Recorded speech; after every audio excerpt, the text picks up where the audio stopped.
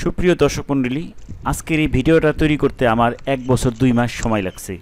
কারণ এই আনারস গাছ যেটা দেখতে পাচ্ছেন যে একটা আনারস পেকে আছে, এই আনারস গাছটা আজকের থেকে 1 বছর 2 মাস আগে আমি এখানে রোপণ করছিলাম।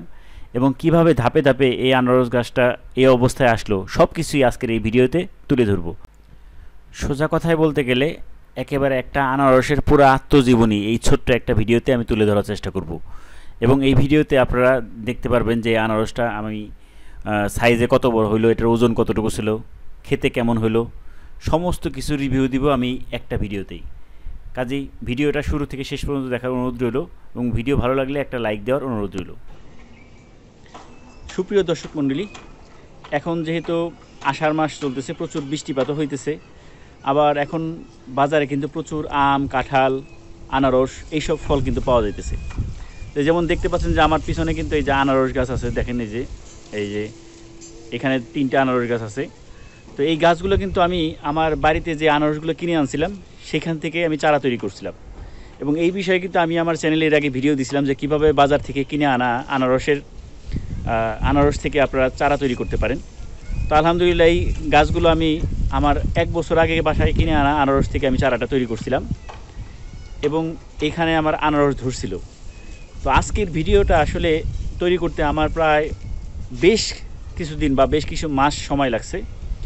কারণ আজকের ভিডিওতে আমি আপনাদেরকে দেখাবো কিভাবে আমি বাজার থেকে কিনে আনা আনারস থেকে চারা তৈরি করে এখানে রোপণ করলাম এবং রোপণ করার পর ধাপে ধাপে এই গাছগুলো বড় হইলো এবং এই গাছে আনারস ধরলো এবং মাশাআল্লাহ এক সময় এই গাছে থেকে আনারস আমি হারভেস্ট করে খেলাম।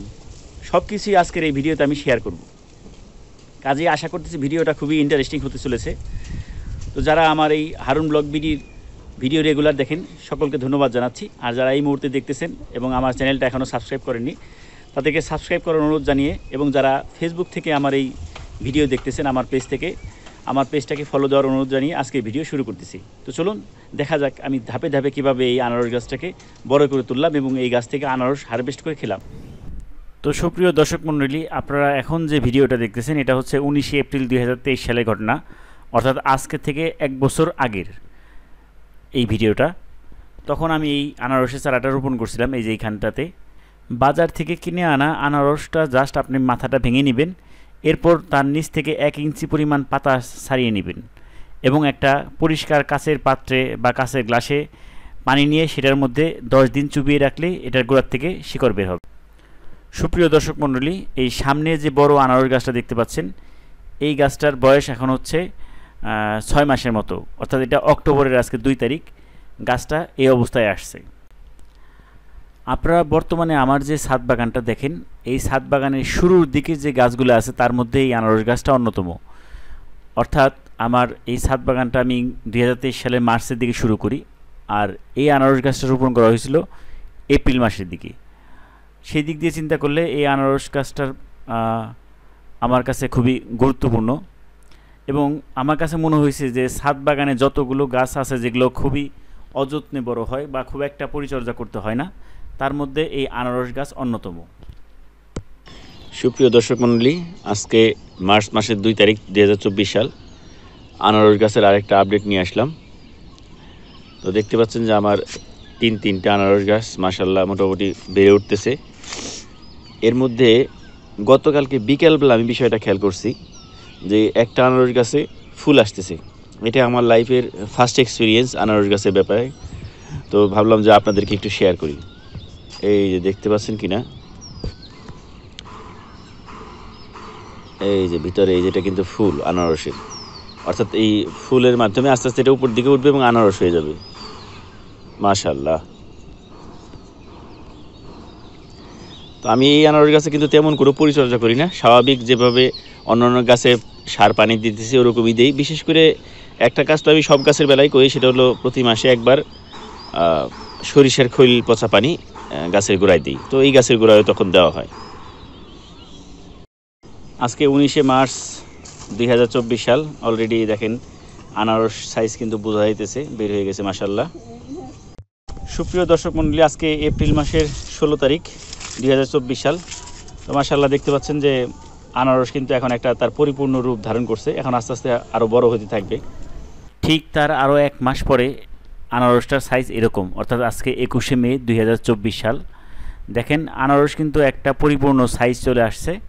তো ওরকম যত্ন আসলে আমি নিতে পারি নাই, তো তারপরও সাইজ খুব একটা খারাপ না, এবং আশা করা যায় এখন আস্তে আস্তে এটার রং ধরা শুরু করবে এক সময়।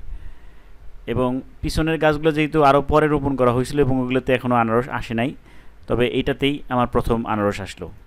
সুপ্রিয় দর্শক মণ্ডলী, আজকে পহেলা জিলহজ, পবিত্র মাস, 8ই জুন 2024 সাল। দেখতে পাচ্ছেন যে আমার ছাদ বাগানের আনারস কিন্তু অবশেষে পেকে গেছে এবং এটা এখন হারভেস্ট করার সময় হয়ে গেছে। সকালবেলা আনারসটা সোজাই ছিল, কিন্তু বিকালবেলা এসে দেখি যে আনারসটা পেকে গেছে, কারণ একটু ঝড়ো হাওয়া বইতেছিল। তো পরে ভাবলাম যে আনারসটা তাহলে হারভেস্ট করেই নেই। তো এই কারণে এক হাতে ক্যামেরা ধরে আর এক হাত দিয়ে আনারসটা হারভেস্ট করে নিতেছি। বিসমিল্লাহির রহমানির রহিম।